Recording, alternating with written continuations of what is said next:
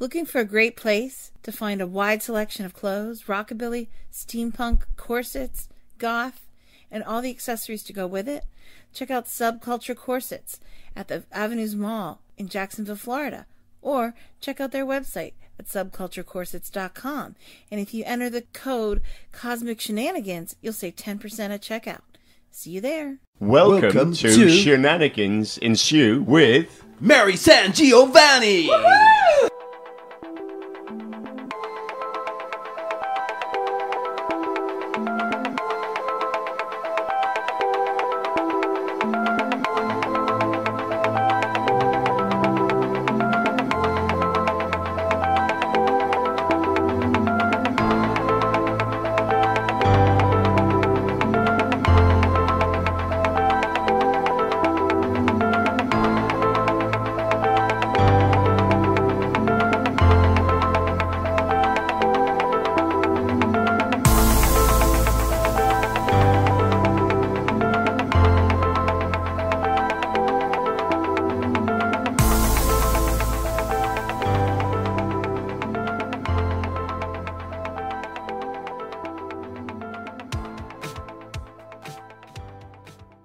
Folks, welcome to Cosmic Shenanigans. I'm Mary SanGiovanni, up to shenanigans once again of cosmic proportions.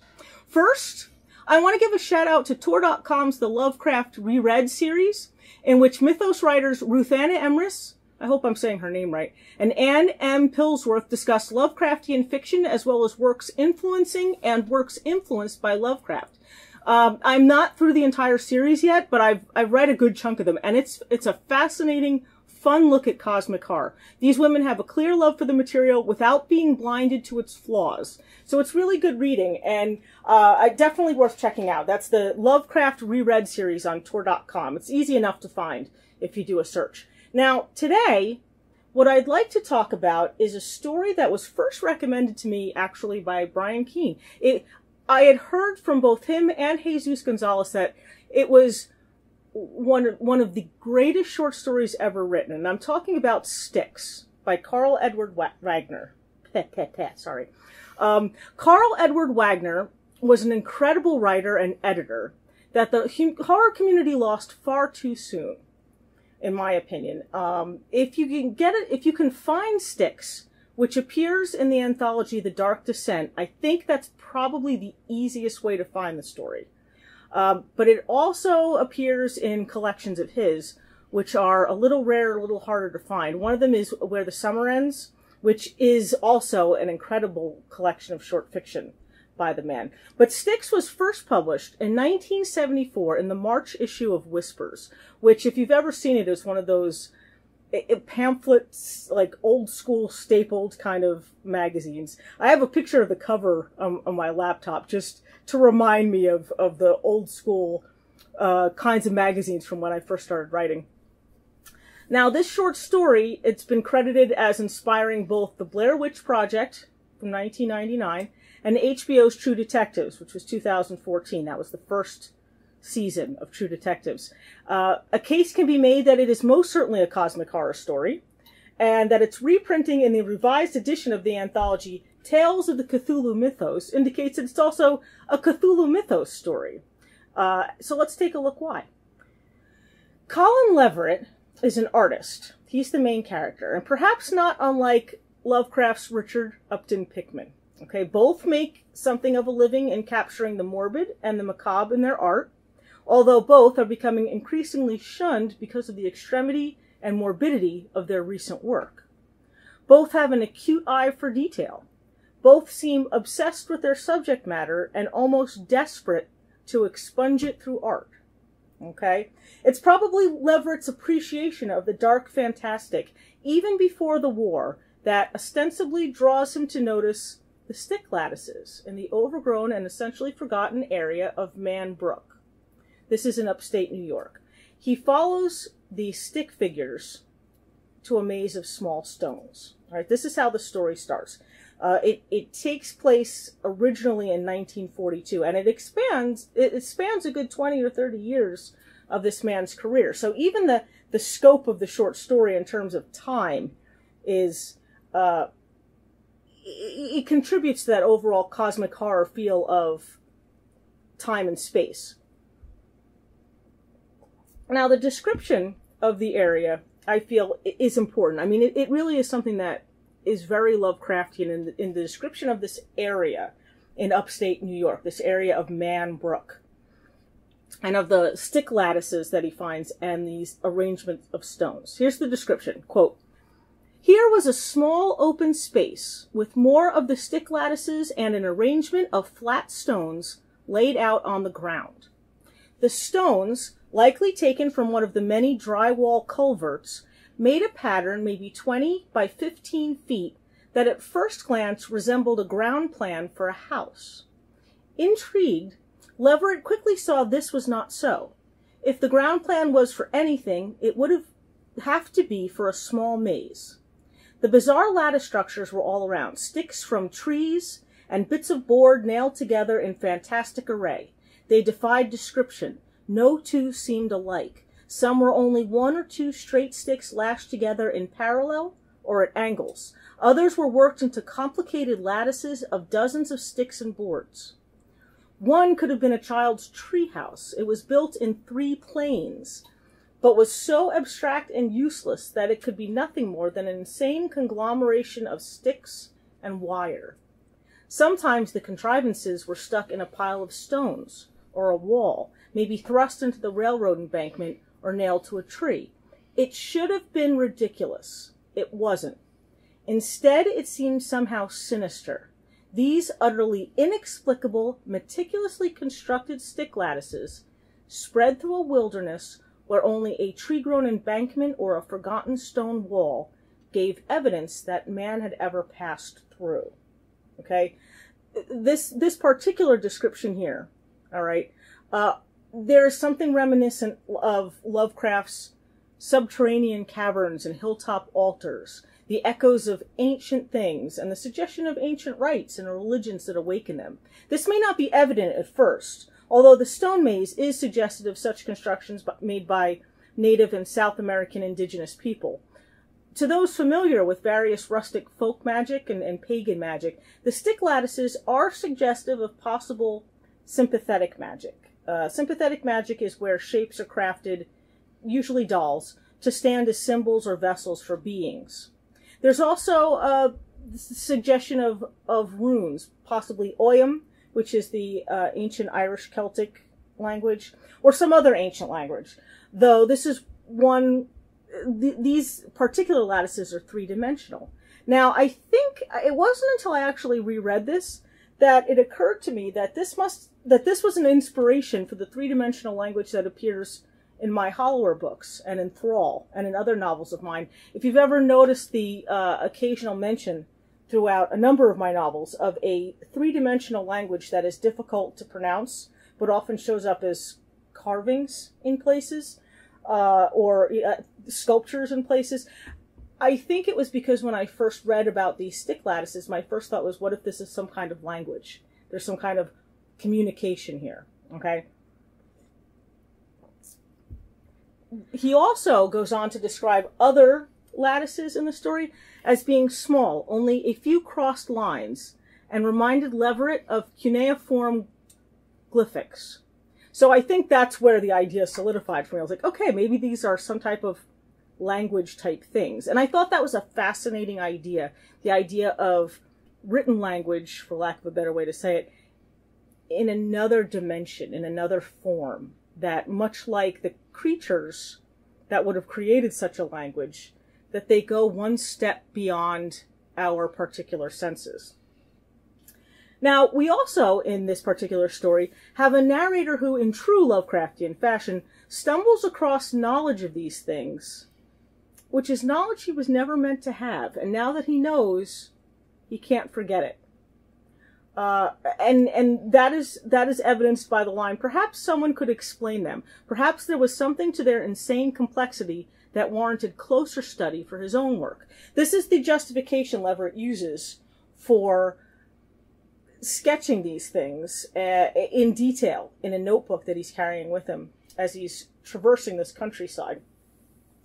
And now eventually he comes across a very Lovecraftianly described gamble-roofed colonial farmhouse. If you've read enough Lovecraft, then almost every building in Lovecraft's world is gamble-roofed and a farmhouse of some decaying decrepitude. It has gnarled and icky vegetation, sickly vegetation, which is also a Lovecraftian red flag of bad ground, suggesting, as Lovecraft often took great pains and similar phrasing to set up, old rustic ways, long hidden and mostly forgotten, the ancient secrets of old houses and the people whose dark doings have long outlived them. That Leverett believed the builder meant for that foundation to stand forever is significant, because this is, like the Maze and Styx, a monument to things of immutable power and great age. We basically, I think in our society, we build two types of buildings to outlast us. Those that house treasures that we want to continue for generations after us, and those that imprison monsters we want to keep future generations safe from. And by monsters, I basically use that term loosely to include people or things or chemicals or objects or whatever that could harm us.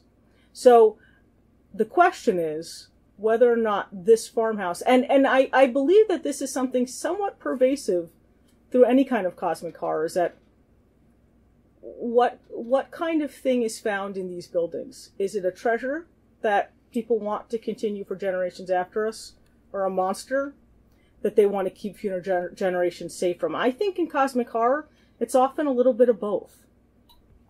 So he goes down these steps to the basement of the house. The descent of mossy stone steps into the utter lightlessness, wow, of the house's basement is not unlike a number of underground horror caves of Lovecraft's world. We talked about that. A lot of Lovecraft's dark doings happened underground. There's something that makes us feel panicky and claustrophobic about underground places deep in the earth. They remind us of death and burial, or of the helpless ticking away of life with each breath if we are buried alive. We can't escape by window or door underground. It's the same fear of drowning, that fear of being covered over and honestly forgotten and becoming part of some endlessness we can't navigate and we can't escape from. I think people that are lost at sea feel the same way, or people that are lost in space. A dark basement is, in essence, all of those things at once. There's an utterly cosmic sense of scope, of our smallness, and of our being an inconsequential blip in the greater expanses of time and space. I've used dark basements in Thrall and in other aspects of my own work, and I believe that it was inspired by this same effective sense of dread that scenes in this story in the basement and many of Lovecraft's underground places evoke that same feeling. Likewise, in a lot of Lovecraft stories, there is described in this basement a large table-like bulk in the center of the room, which I think is reminiscent of an altar. It calls to mind the cults and rituals central to many cosmic horror stories, or the ancient crypts and tombs, which often feature prominently into the underground layers of cosmic dread. Now, whether this is an altar or crypt, and at this point in the story we don't know, the notion of forces beyond life, forces entrenched in but unconquered by death, are permeating this subterranean darkness. And there's a fear in that. There's a fear in coming across forces beyond our sense of life and death.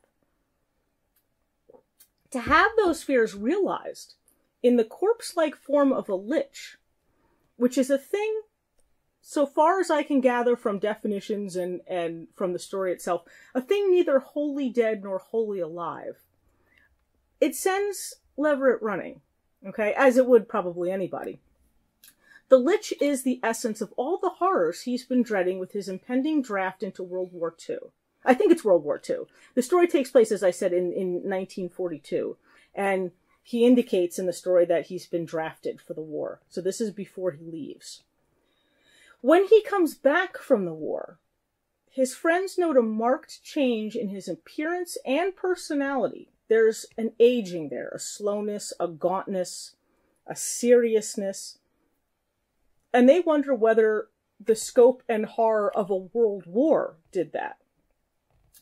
We're led to believe as readers that it's his experience prior to that. Likely, it's a terrible mix of both, because in a sense, both caused him to face death directly, to essentially look death in the face, and to be a small and insignificant in the face of its awesome power. Okay, then we have an almost meta turn of the story. This is something that I think, as a horror writer and somebody involved in the horror community, I think there's an added level of appreciation here. Levert's an artist, as I mentioned, and he gets a job illustrating stories after the war, horror stories for horror magazines. And eventually his work becomes so extreme that the work stops coming in. I mean, even for Weird Tales, as they mentioned, that even for their audiences, his work is a little too much. But he becomes a big fan of a writer named H. Kenneth Allard. And after the writer's death, he gets a job illustrating a book of short stories. H. Kenneth Allard is described as a cosmic horror writer. And Levert's a big fan, so he's very excited when his friend Prescott, who is an editor, asks him to illustrate this book. He wants it to be special, and he realizes that these sketches that he'd made some 20 years ago, 30 years ago, of these lattice works still carry for him a fascination, a morbid and sense of dread and awe. And he works these lattice structures into the backgrounds of his illustrations, which is absolutely, super popular. People love it. Now, as generally happens in cosmic horror, through correspondence with scholars and academics. Okay, now mind you, this story was written in 1974, so this is before the internet. It's still a lot of mail correspondence with scholars and academics. The narrator begins to piece together some answers about his experience, and is told by an academic that there was a religious cult in Europe originally, and it came to America, whose adherents, quote, whose adherents worshipped a sort of Earth Mother, served her with fertility rituals and sacrifices, and believed that immortality of the soul could be secured through interment in megalithic tombs, end quote. Also, another quote, numerous megalithic sites show evidence of having been used for sinister purposes by colonial sorcerers and alchemists, end quote. These indicate that at least loose, albeit primitive, organized cults, their activity is often central to the unleashing of cosmic horror, and that's no different in this case.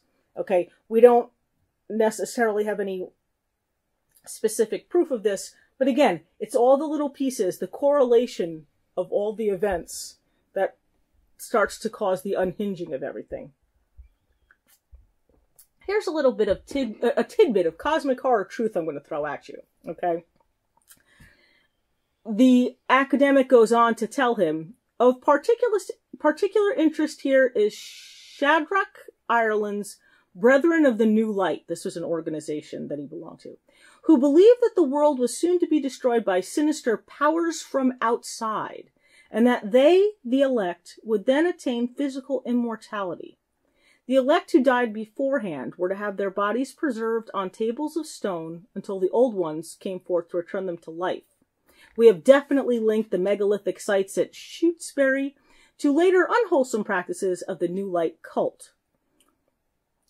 So basically we have, and again, in sort of Lovecraftian tradition, the idea that these cult members were using these kinds of sites and waiting for old ones to return. Now, one of the interesting things that about this story, having been written some 50 years after most of Lovecraft's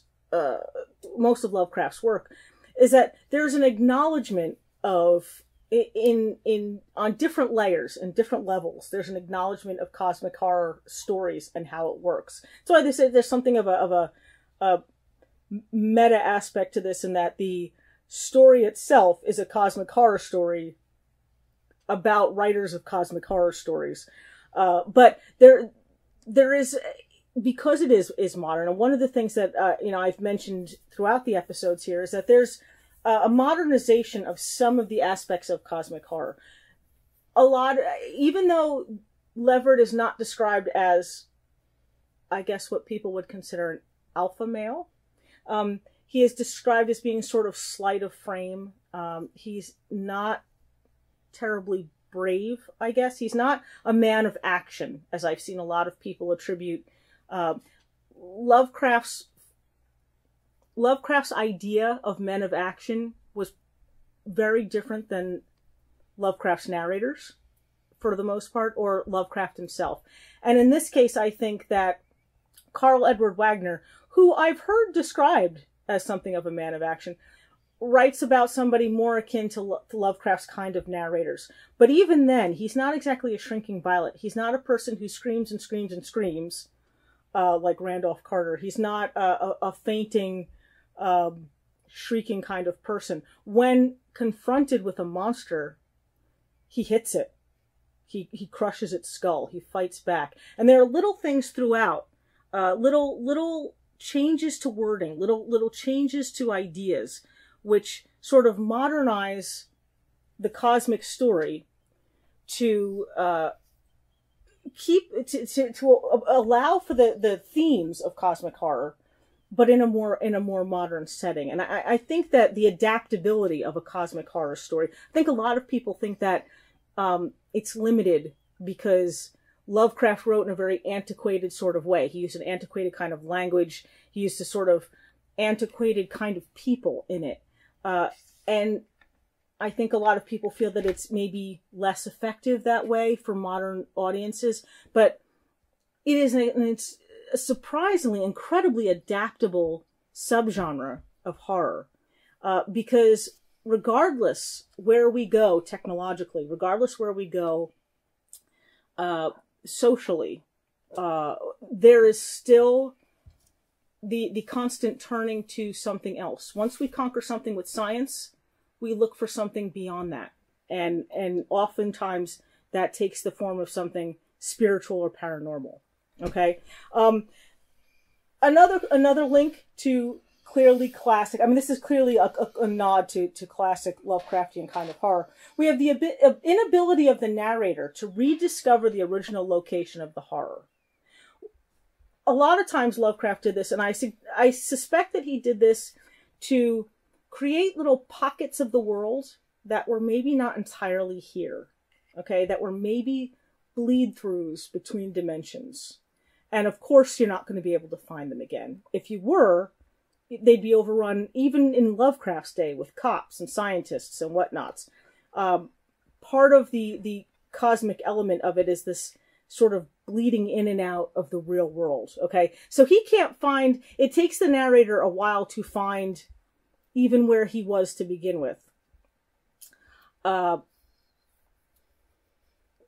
When he does, he finds that the place is completely wiped out. This is some 30 years after his original experience. We also see, again, much like Call of Cthulhu and other stories of Lovecraft's, the mysterious murders of those tangentially related to the story itself.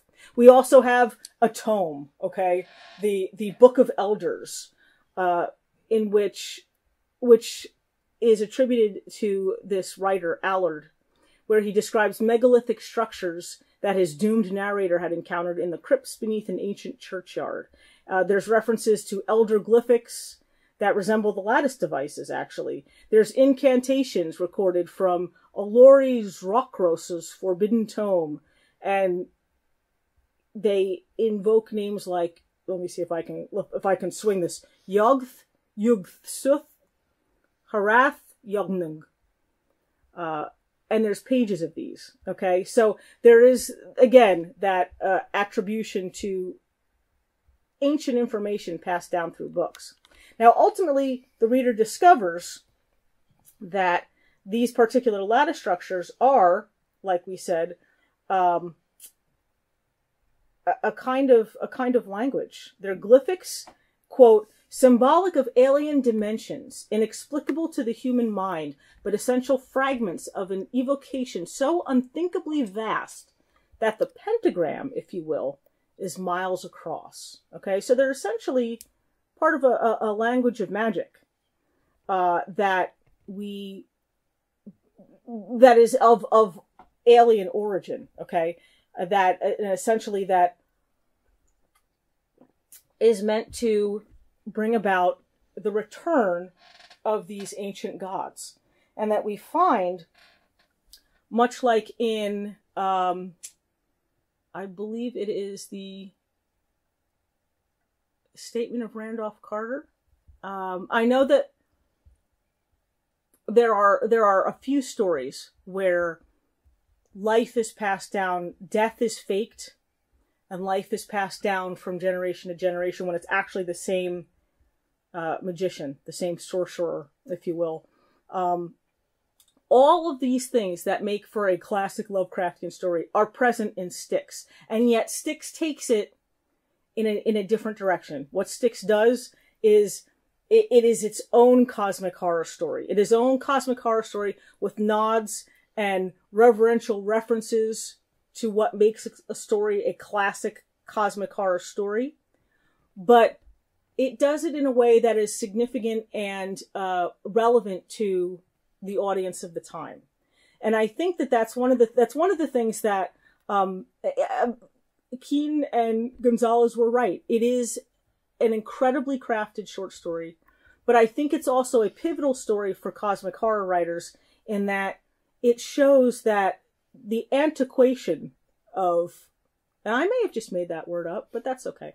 The antiquated aspect of cosmic horror does not have to limit you. It doesn't have to hold for all cosmic horror stories. You can write horror stories, cosmic horror stories, that can still reach people of this technological and scientific age. Okay? That the true aspect of what makes cosmic horror stories scary is, it's not even that the scope of outer worldly entities that are invading our space. It's the hopelessness, the futileness, the loss of self that continues in various ways through various manifestations that even modern writers can use effectively. Okay, so Styx, if you haven't read it, it is definitely worth reading it. It is an incredibly written story by a very talented author and editor, and I really believe is a pivotal story for cosmic horror writers in terms of bridging that gap between like 1920s sensibility and modern cosmic horror. Okay, so next week we will talk about other cosmic awesomeness. Okay, if you have an ad that you want to send, please email armandrosamilia@gmail.com. You can advertise on Cosmic Shenanigans and get all the good information from Armand. Again, I'd like to thank Dave Thomas, who sits patiently through all of my ramblings about cosmic craziness. He's an awesome engineer. If you want to show your appreciation for Dave Thomas, check out the At Meteor Notes channel on Twitch, where he plays video games. He entertains the knitting masses. He basically lets his cats tear up the house. It's good times. You can also listen to The Horror Show with Brian Keene.